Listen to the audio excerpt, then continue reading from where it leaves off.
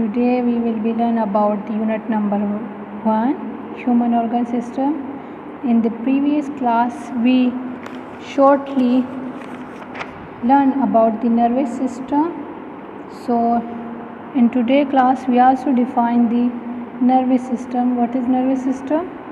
All bodily activities, voluntary and involuntary, are controlled by the nervous system. Nervous system has two main parts, that is the CNS and the PNS. CNS stands for the central nervous system and PNS stands for the peripheral nervous system. CNS have two parts. First one is the brain and the second one is the spinal cord. And the peripheral nervous system is made of all the nerves that lead into and out of the central nervous system. Central nervous system. The central nervous system is composed of two major components. First one is the brain and the second one is the spinal cord. These organs work together to integrate and coordinate sensory and motor information for the purpose of the controlling the various tissues, organs and organ system of the body.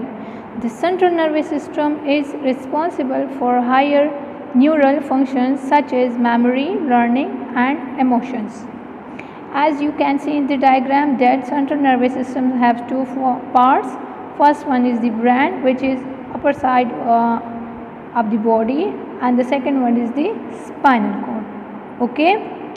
So first of all we are going to study in detail about the brain, which is the first part of the central nervous system. Okay. So weight of the brain in adult is about 3 pounds, which have 75% water, 20% of oxygen, and also contain over 100 million neurons, control body function and interaction with the outside world. So brain have 3 parts, which is in our book. That is, the first one is the forebrain and the second one is the midbrain and the third one is the hindbrain. Okay. So we can also see in the diagram that it has 3 parts, forebrain. So forebrain further divide into 3 parts, that is the cerebrum, thalamus and the hypothalamus. Okay. So forebrain is the largest part of the brain. It consists of 3 main parts, that is the cerebrum, thalamus and hypothalamus. Cerebrum is the topmost and the largest part of the brain. It is divided into 2 parts. One is the right hemisphere and the second one is the left hemisphere. The right hemisphere controls the movement of the body of the left side, while the left hemisphere controls the movement of the body of the right side. Okay. Cerebrum is control center of many sensory areas like sight, speech, smell, taste and hearing. Okay. It is also concerned with learning, thinking, intelligence, memory and voluntary movement. These all controlling of these things. That's the forebrain is the most important part of our brain. Okay. And especially the cerebrum is the more important part of our brain. Okay. So we have another part of the forebrain, that is the thalamus. Inside the cerebrum there is a small structure called the thalamus. What is the function of the thalamus? It acts as a processing center between the body and the cerebrum by receiving sensory information like touch, sound and carrying, like touch and sound, and carrying them to the cerebrum. Means it receive means that it receive the sensory information from the body and carrying them to the cerebrum. Okay. At the base of the thalamus is the hypothalamus, which is the third part of the forebrain. What have its function? It regulates body temperature, hunger and thirst. Okay. So we have 3 parts of the brain. The first one is the forebrain. Forebrain have divided into 3 parts, that is the cerebrum, thalamus and hypothalamus, and they have different functions. We have studied in this topic. Okay, so now we have another part of the brain, which is the midbrain, which is between the hindbrain and the forebrain. Okay, it is the central part of the brain. Its basic function is to transfer information and impulses between the forebrain and the hindbrains. Okay, this part of the brain is associated with vision, hearing, sleep, wake and temperature regulation. The midbrain also serves to control some reflexes such as changing size of the pupil to control the amount of the light entering the eye. Means that it have another function, which is the changing the size of the pupil, for which purposes, which to control the amount of the light entering to our eyes. Okay, so now we have another last part of the brain, which is the hindbrain, and hindbrain is divided into further three parts. The first one is the cerebellum, the second one is the pons, and the third one is the medulla oblongata. Okay, pons is a small oval structure present above the medulla oblongata. It serves as a bridge for the conduction of impulses between the cerebrum, medulla oblongata and the cerebellum. It is concerned with the rate of the breathing, sleeping, and also regulate eye movement and facial expression. Facial expressions means face expressions, which come to our face due to the which is responsible for the pons.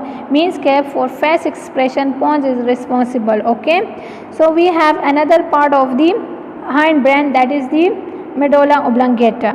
Okay, medulla oblongata connect the brain to the spinal cord, and it is also control heartbeat, swelling, vomiting, coughing, sneezing, digestion and breathing, etc. Medulla oblongata keeps on working when the rest of the brain does not work. Okay, so we have another third part of the hindbrain, that is the cerebellum. Cerebellum is the second largest part of the brain. It is mainly concerned with balance and locomotion of the body. Means के body में the movement of the body, for the movement of the body cerebellum is responsible. Okay, so we have study about the brain, which is the first part of the central nervous system, and we have now another part of the central nervous system, which is the spinal cord. Student, as we can see in the diagram, these are the in the slide, these are the different function of the heart. These are the different function of the brain, like heart rate, blood pressure, temperature control, behavioral responses, digestion, water and electrolyte balancing. All these are the function of the brain. Okay, so spinal cord. The spinal cord is an extension of the medulla oblongata. The spinal cord is located in the vertebral column. It is tubular structure made of the bundles of neurons. Neurons also brain is the made from the neurons, and the spinal cord is also made from the bundles of neurons. Okay, its length means that the spinal cord length may be different according to the height of the body. The spinal cord connects the brain to the nerves that are found together the body. All the signals that go to the body or comes to the brain pass through the spinal cord. So means the spinal cord is very, very important. Okay, if spinal cord is damaged, messages cannot move between the brain and the rest of the body. This results in paralysis. Means spinal cord is damaged, then paralysis diseases occur in our body. Okay, so dear student, it is also have three layers, which is protected by the spinal cord. Our spinal cord, it is protected by the three layers, which is called the meninges. Okay, and meninges have three layers. The first one is the dura mater, the second one is the arachnoid matter, and third one is the pie matter. Dear student, we can see this human spinal cord in the diagram. Okay, cervical spinal, thoracic spinal, lumbar spinal, and sacrum and coccyx spinal. these have different spines present in our spinal cords. Okay, basically spinal cord is protected by the vertebral column, which is bony in structure. In today's lecture we have a detailed study about the brain and the spinal cord. So learn this topic, and thank you. Take care. Allah Hafiz.